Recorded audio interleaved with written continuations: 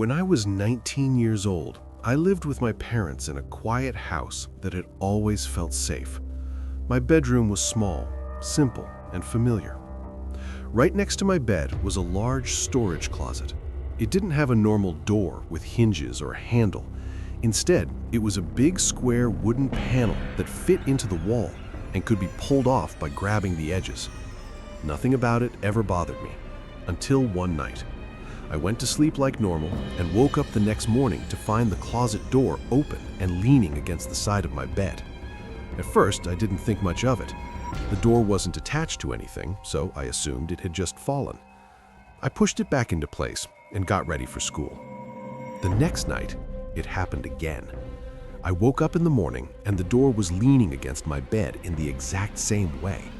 That's when I started thinking the edges of the wall might be wearing down, causing the door to slip out. I told myself it was nothing and fixed it again. The third night was different. I was wide awake, tossing and turning in bed, unable to fall asleep. The room was completely dark and silent. Suddenly, I heard a loud thump. My heart jumped.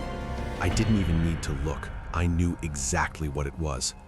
The closet door had fallen open again. I was irritated more than scared at that point.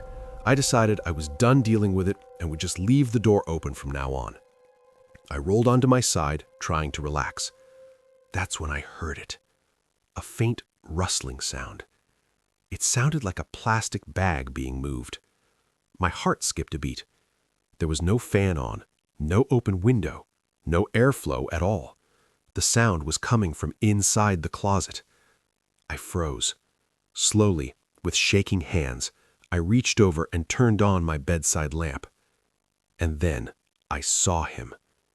There was someone inside my closet, crouched low and staring directly at me from the darkness.